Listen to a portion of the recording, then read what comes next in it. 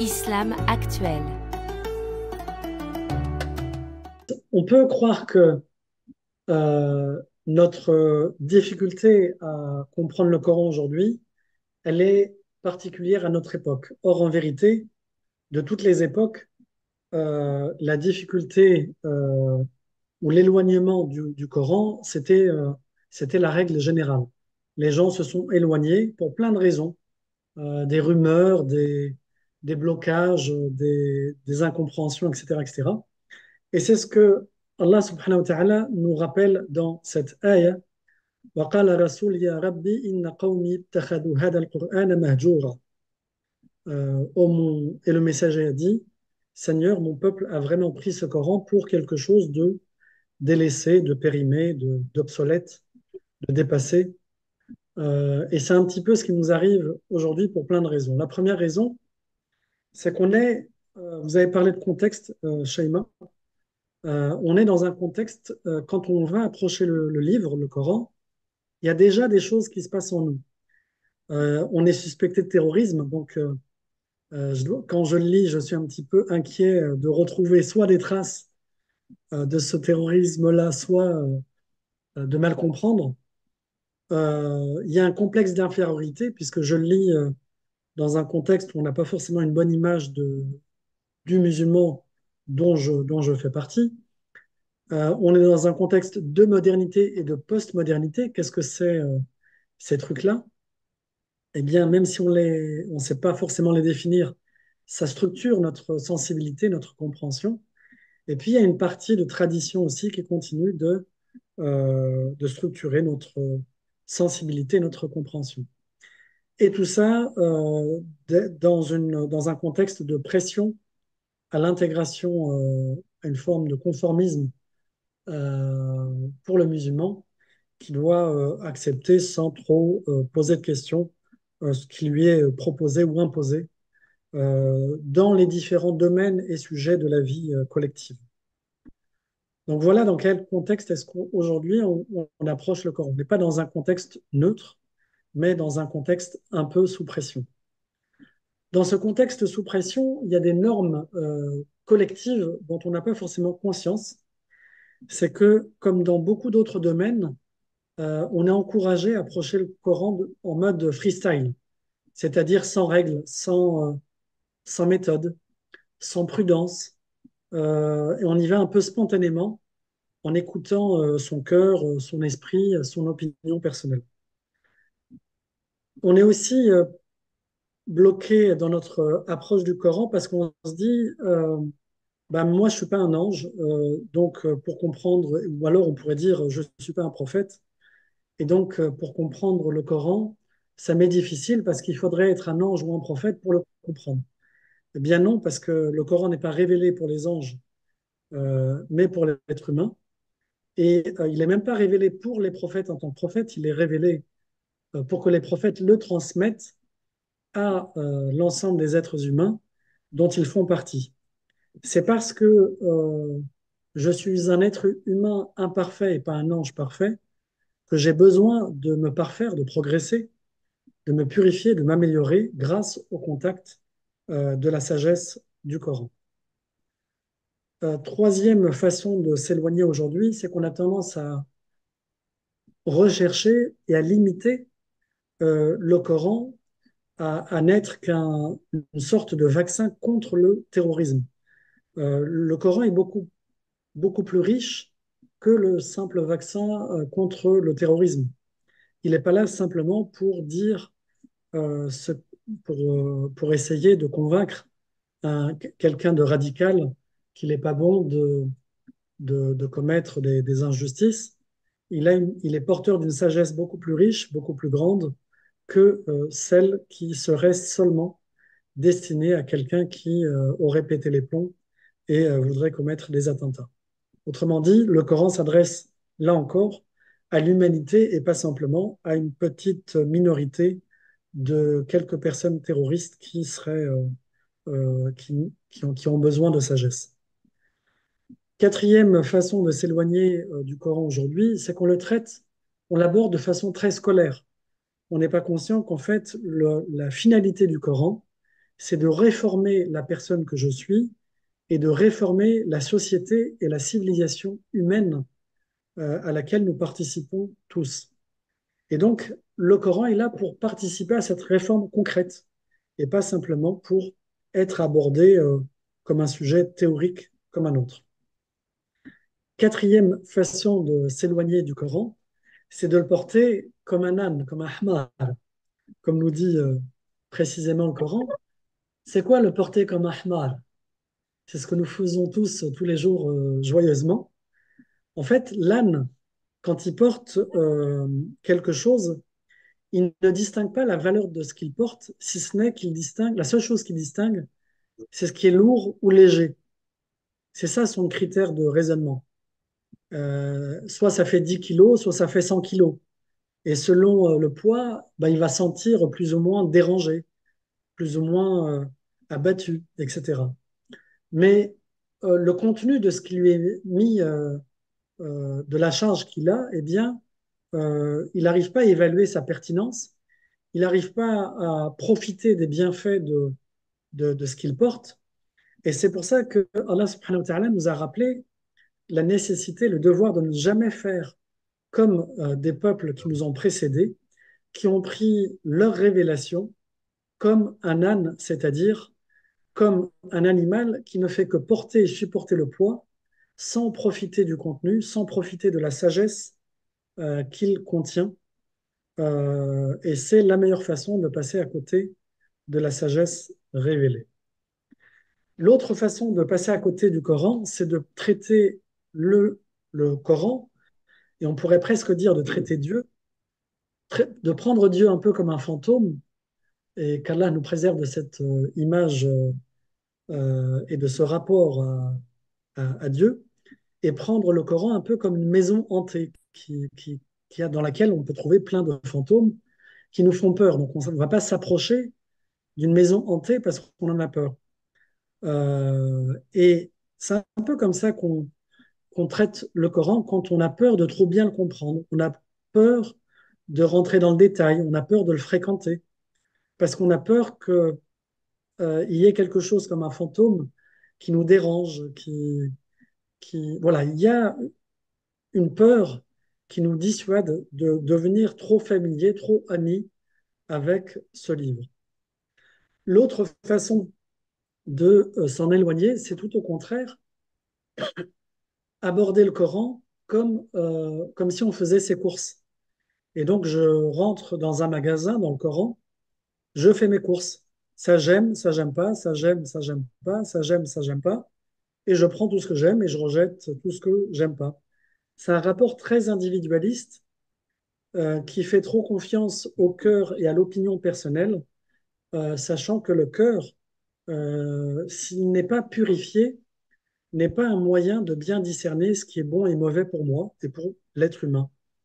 Et donc, il y a besoin de purifier le cœur, de purifier même l'esprit et la raison pour pouvoir fonctionner de façon bonne et pouvoir distinguer ce qui est bon et mauvais, ce qui est vrai et faux, ce qui est juste et injuste. Tant qu'on n'a pas fait ce travail-là, eh bien, notre rapport au Coran est un rapport de consommateur qui suit un peu ses caprices et ses passions les plus tordues, qui ne le mènent pas forcément vers la vérité et la sagesse. L'autre façon de traiter le Coran, c'est un peu comme un automobiliste qui est dans sa voiture sur la route et qui voit des panneaux de signalisation totalement contradictoires. Donc il y a un panneau qui lui dit obligation d'aller tout droit, l'autre qui lui dit obligation d'aller à gauche, l'autre qui lui dit sens interdit, et un autre qui lui dit attention. Donc il a quatre messages totalement contraires. Eh bien, si on lit un signe du Coran et qu'on a quatre explications totalement contradictoires du même signe du Coran, il y a un vrai problème parce que moi, qui suis dans ma voiture, je ne sais plus si je dois aller tout droit, m'arrêter, tourner à gauche. Je ne sais plus quoi faire en fait. Et donc, si on présume que le Coran est capable d'avoir une communication aussi contradictoire, ça voudrait dire que Dieu aurait des problèmes de communication. et ça serait avoir une image totalement fausse de Dieu. Le Dieu qui a créé toute l'humanité, qui a créé tous les êtres vivants, qui sont visibles ou invisibles dans l'univers, ne peut pas avoir un problème de communication, ne peut pas avoir une communication contradictoire à la fois dans son livre révélé, le Coran, et dans l'univers. La contradiction est un défaut qu'on peut retrouver chez l'être humain, précisément parce qu'il est libre de pouvoir faire une chose et son contraire. En revanche, Dieu n'a pas ce défaut de la contradiction, puisque c'est un être parfait, et seul un être parfait a pu créer un univers aussi parfait, puis un être humain aussi bien fait. Donc il y a un vrai problème dans le fait, pour nous musulmans, d'accepter l'idée que une même phrase du Coran pourrait avoir des significations contradictoires. Soit on accepte que ce livre est un livre divin et donc il ne doit pas avoir de contradictions, il doit être parfait, auquel cas les contradictions qu'on croit voir, eh bien, il faut les supprimer par un travail de réflexion, comparaison des preuves, des sources, etc.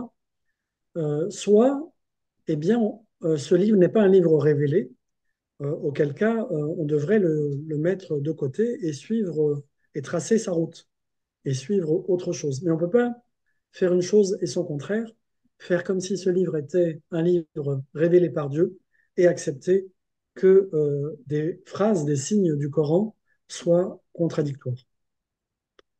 L'autre façon de s'éloigner aujourd'hui du Coran, c'est de se dire, bon, en fait, c'est bien ce qu'on peut apprendre, mais c'est bien pour avant, parce que pour aujourd'hui, c'est pas pareil.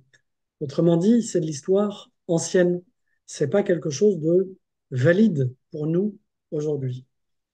Et l'autre façon de euh, s'éloigner du Coran, c'est en répétant cette formule que tout le monde connaît et répète, à savoir que traduire, c'est trahir. Mais une fois qu'on a dit ça, qu'est-ce que ça veut dire? Ça veut dire que moi, si je maîtrise pas l'arabe, je ne peux pas non plus passer par la traduction. Donc, c'est quoi la prochaine étape? Est-ce que je me donne 5 ans pour approfondir et maîtriser définitivement la langue arabe, ou est-ce que je fais carrière, je passe 50 ans, 100 ans de ma vie à répéter que comme traduire, c'est trahir, donc je ne passerai pas par la traduction du Coran, donc je ne lis plus le Coran. Vous voyez comment, à partir d'une idée qui a l'air innocente, Shaitan nous fait tomber dans une vie absurde et qui est inacceptable au regard de Dieu parce que le but du Coran, c'est d'être compris parce qu'on a besoin de le mettre en pratique, et on a besoin de le mettre en pratique parce que derrière, ce qui se joue, c'est notre réussite à le mettre en pratique dans la vie présente pour que dans la vie future, eh bien, le jour du jugement, je sois dans une bonne position devant Dieu et non pas comme telle ou telle personne qui viendra dire, Ya Allah, j'ai rien fait de ma vie, j'ai pas suivi ta voie, ta sagesse.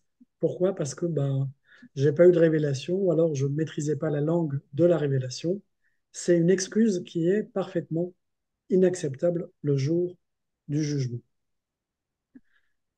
L'autre façon de s'éloigner du Coran, c'est cette idée de contexte que Shaiman nous a rappelé tout à l'heure. Aujourd'hui, systématiquement, on dit qu'il est nécessaire de s'adapter au contexte et puis il est nécessaire de comprendre les choses selon le contexte dans lequel on est aujourd'hui.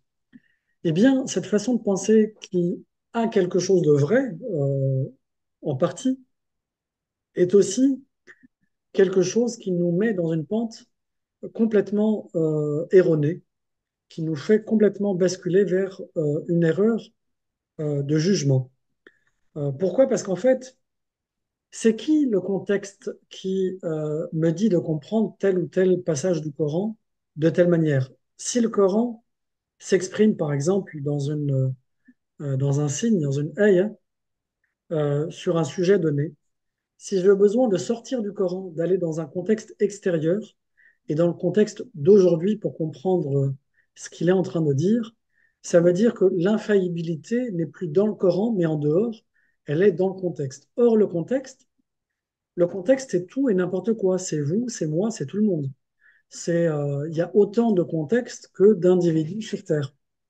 Il y a autant de définitions, d'explications de, de c'est quoi le contexte que d'individus aujourd'hui sur Terre. Autrement dit, ça ne peut pas être une source suffisante, ou en tout cas fiable, pour éclairer le contexte. Et on peut, à la lumière de ce que nous enseigne par exemple Cheikh Al-Alwani, rahimahullah, prendre au sérieux le Coran en prenant le contexte non pas à l'extérieur du Coran, mais à l'intérieur, c'est-à-dire qu'est-ce qui est dit un peu avant le signe qui m'intéresse, le passage qui m'intéresse, qu'est-ce qui est dit un peu après, et qu'est-ce qui est dit dans le Coran comme un tout, dans le contexte du Coran, en tant que tout, en tant que message global qui dit tout ce dont on a besoin de savoir pour comprendre le Coran lui-même et pour comprendre l'essentiel de la vie, eh bien, c'est en prenant le contexte à l'intérieur du Coran et non pas à l'extérieur, on peut mieux éclairer le Coran, ou un passage du Coran, pardon, plutôt qu'en allant vers un contexte extérieur qui est toujours changeant et qui est toujours chaotique. Parce que dans un contexte de colonisation, par exemple, on estime que coloniser les autres est un bien. Eh bien, comprendre le Coran à la lumière de l'idée selon laquelle coloniser est un bien ne peut que fausser la bonne compréhension de la justice dans le Coran, par exemple, au lieu de prendre le Coran pour éclairer un contexte colonial et vérifier si ce qu'on fait dans ce contexte de colonisation est bien ou mal, est juste ou injuste.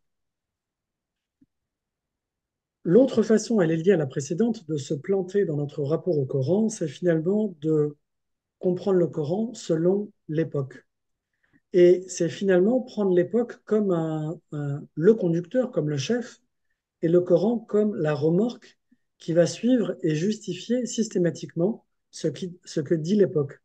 Un peu comme le jeu qu'on faisait petit, Jacques a dit euh, on se lève et tout le monde se lève, Jacques a dit on saute par la fenêtre et tout le monde saute par la fenêtre, et ainsi de suite. On ne veut pas sauter par la fenêtre, mais c'est l'idée. Aujourd'hui, on veut tout justifier en mobilisant la notion d'époque. L'époque veut que. C'est plus la même époque. Oui, mais ça, c'est dans le Coran. Mais aujourd'hui, à notre époque, c'est pas pareil. Eh bien, c'est une façon gentille, mais pas juste, de rendre le Coran obsolète, inapplicable. Or, le Coran n'est pas le livre d'un être humain. C'est le livre de celui qui a créé tous les êtres vivants, qu'ils soient visibles ou invisibles. Et donc, on ne peut pas prêter à Dieu, le créateur de tous, le défaut de nous révéler quelque chose d'inapplicable, parce que ça manquerait de prévision, ça manquerait de capacité à prévoir les contextes qui changent d'une époque à l'autre, d'un siècle à l'autre, d'un pays à l'autre. C'est une erreur que d'avoir cette conception de Dieu et du Coran. Je vais m'arrêter là, ou un dernier, et puis je vais m'arrêter là, pour vous laisser le temps d'interagir. La dernière façon de s'éloigner du Coran aujourd'hui, qui est très courante, c'est de traiter le Coran un peu comme un livre exotique, c'est d'avoir un rapport exotique au Coran.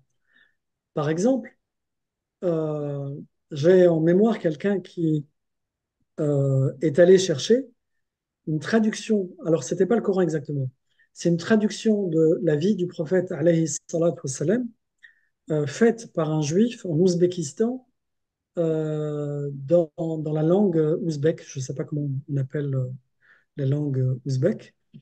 Voilà, donc c'est quelqu'un qui a trouvé une biographie du prophète, paix sur lui, traduite par un juif, converti à l'islam, j'ai oublié le détail, dans une langue ouzbek. Eh bien, ce livre n'a pas plus d'intérêt que ça, puisque ce qui nous intéresse, c'est pas que ce soit le livre d'un juif converti à l'islam en langue ouzbek. Ce qui nous intéresse, c'est de connaître la vie du prophète, alayhi salatu wassalam, et de connaître selon une source fiable et non pas selon des récits erronés qui vont fausser la vie du prophète, paix sur lui. Est-ce que Voilà en gros les quelques façons de s'éloigner aujourd'hui du Coran. Est-ce que ce que je vous ai présenté là rapidement, ça vous parle? Est-ce que vous-même vous êtes tombé là-dedans? Est-ce que vous reconnaissez des personnes autour de vous qui sont tombées là-dedans? Bismillah, c'est à vous et maintenant je vous écoute. Merci de ta confiance. On reste en contact?